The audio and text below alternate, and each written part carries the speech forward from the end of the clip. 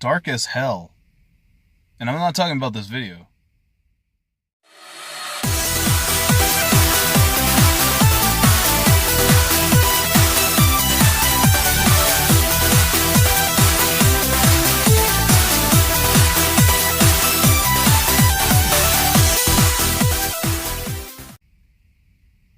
Hey guys, this is DJ Myst, and this is going to be my Jurassic World review. I want to actually review it while it's still fresh in my mind. I am actually sitting outside the theater, outside the parking lot. Excuse my look. I have actually made videos or recorded videos. I've just not edited them nor uploaded them. So, new look, new background or scenery, and had I not slacked off, this would have been, this could have all been explained. So let's get to it. Jurassic World, Fallen Kingdom.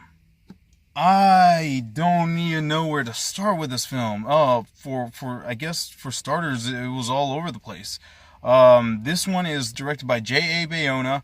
It is a follow-up to Jurassic World from 2015, and it was co-written by Colin Trevorrow, who was the director and also a writer for the previous film. So, what happens after the park closes down? After the incident from the last film, after you had a fully functional park, and now you go to tourists that have unfortunately died. One dinosaur that got out and, caused a lot of other dinosaurs to get out, escape from their cages. So this one takes place 3 years later, and it takes place in Isla Nublar, and it also takes place in California. So, what happens after the 3 years, the dinosaurs are running loose after, they all got let out of their cages, and most of them have actually survived. They've been living just fine. Claire, the character played by Bryce Dallas Howard from the last film, she is an activist of a environmentalist, essentially. Or animal rights activist, sorry. Anyhow, so she's trying to find a way to save the dinosaurs. She gets the help of a certain billionaire, and I'm not sure if there was a company, what the name was. That's as far as I'm going to go with the plot. I really want to talk about how I felt about this movie. As I opened the video, dark as hell. I don't even know how I feel about that. I was looking forward to this movie being horror, as they had mentioned. The director had mentioned it, and Colin Trevorrow had mentioned that, this one was more horror-centric.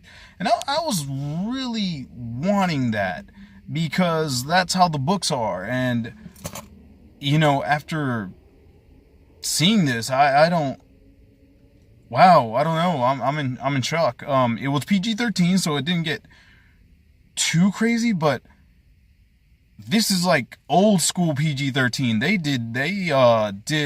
They censored as little as possible. They get away with a lot for PG-13. Wow.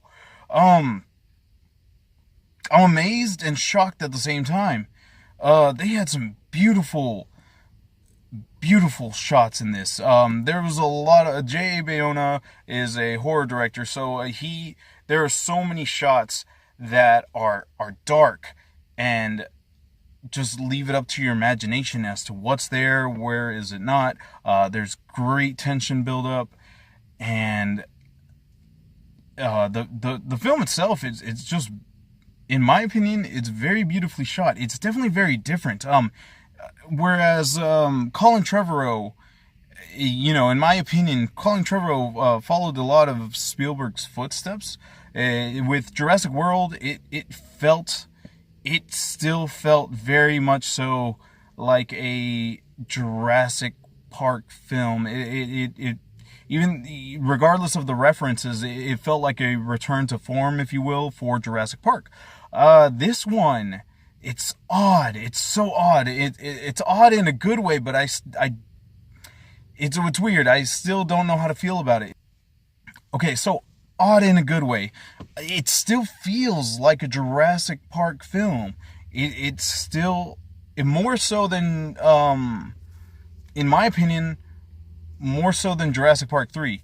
Because it I don't know. There's the Jurassic Park essence is still felt throughout the film, but the different elements of it are also felt throughout. And what I mean by that is, aside from the horror elements, just where they want to go different, where they want to go more intense.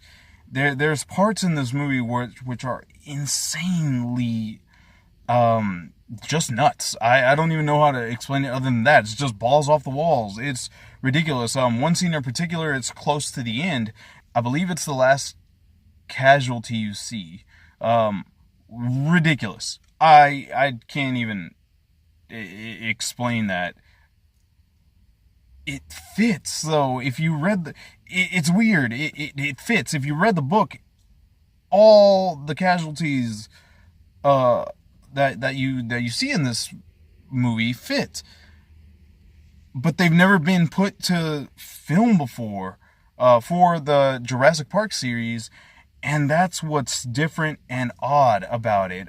Besides that, I mean, they have different science fiction ideas that go through here. They're interesting, to say the least. They're interesting and a little odd, even though it fits within the universe. Again, I don't want to. There's one in particular that I don't want to go into for spoiler reasons, so I'll leave it at that. As far as pacing, it's very well paced and very fast paced. The reason I say that is because it did not feel like 2 hours. It felt like an hour and a half, maybe. I felt like this. I still, it's 2 hours and 10 minutes, I believe, and I still felt like there could have been, not for the lack of story, just because, or not for the lack of plot. Sorry. Just, I felt the story could have been elaborated a little bit more. So props to that. If a movie is long and it makes you feel like it's a shorter movie than what it is, that's good. That means you're having fun, you're being entertained. That's a plus. That means you want more of it. So that's great. The Indoraptor.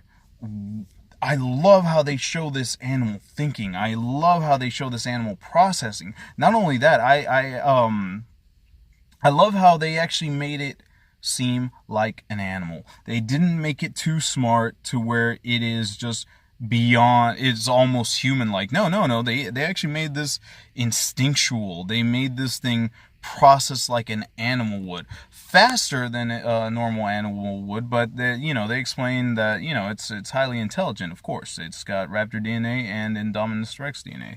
So, and that's not a spoiler. I'm pretty sure you guys could have told, that's not a spoiler. You guys could tell from the trailer. So horror is definitely there. The deaths can be pretty intense. Did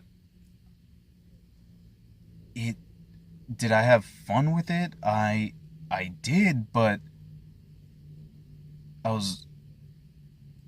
don't know how to describe it. It left me feeling, I don't know if it's the horror elements, but it just left me feeling very weary. So the direction that they're taking this, I think it's great. There are references to the Lost World, which were pretty cool.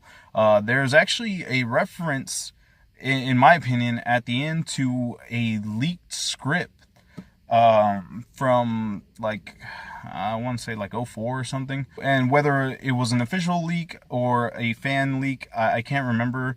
But either way, the fact that they put that in there, I think that was pretty cool, and that's actually towards the end. My final thoughts. Honestly, I don't know how to prepare you for this movie. Oh, I don't know how to say negative things about it, but I don't know how to say crazy positive things about it. It was just, it was fun. Don't get me wrong, but it was just a mixed bag of a lot of things. And I'll be honest, I just feel like for everything to have felt more grounded, the movie should have been longer. But again, at 2 hours, you're already, I mean, 2.5 hours maybe would have ironed a few things out. I had fun with it. I wouldn't mind a 2.5 hour Jurassic Park movie. I don't know how everyone else would, but my final ratings on this is a 6 out of 10. Jurassic World Fallen Kingdom was a very fun ride, a little convoluted at times, but for the most part, it is you'll have fun. So yeah, that is Jurassic World Fallen Kingdom. Again, excuse my look, excuse the scenery. There are things that I need to explain that I haven't, and my apologies. But you know what? I'm going to get it out there. I'm going to let you guys know, and more of these to come, all right? So, again, this has been DJ Myst. Peace.